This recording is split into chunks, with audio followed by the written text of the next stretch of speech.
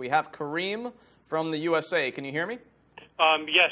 Thank you for the question. And I was watching the debate, a very good debate from both sides.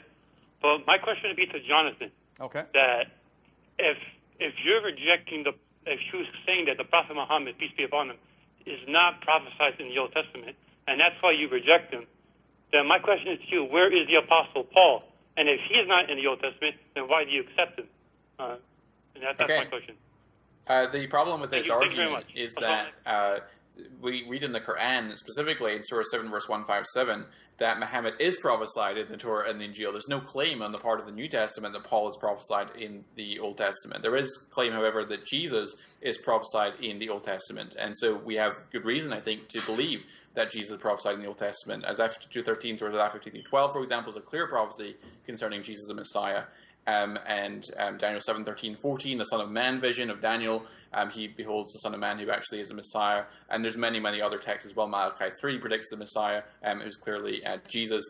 But there's no reason to think that Paul would be predicted in the Old Testament because there's no claim in the New Testament that he was predicted in the Old Testament. So that would be my response to that. Okay, Aqil, do you want to have one last minute? Yeah, why not?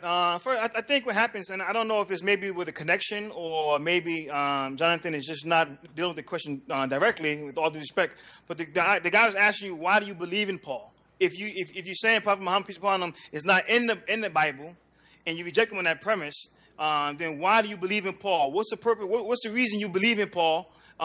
Is he prophesied about? He claimed, to speak of Jesus. It's all a claim. You're saying Muhammad made a claim, Paul made a claim. So if you're going to look at Prophet Muhammad's claim and say, okay, well, for this reason we reject him, then use the same criteria to look at Paul, and he also has to be rejected. But on what basis do you believe in Paul? How do you affirm Paul as being who he says it is, other than looking at him and seeing, that, okay, I accept him for what he says? Why?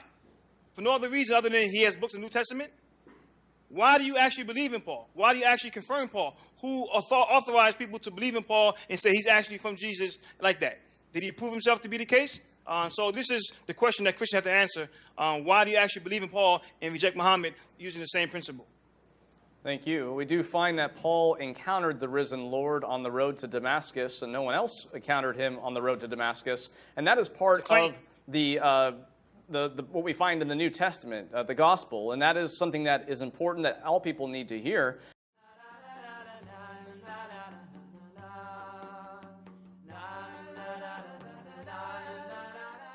As he neared Damascus on his journey, suddenly a light from heaven flashed around him. He fell to the ground and heard a voice say to him, "Saul, Saul, why do you persecute me?" "Who are you, Lord?" Saul asked. "I am Jesus, whom you are persecuting," he replied. "Now get up and go into the city, and you will be told what you must do."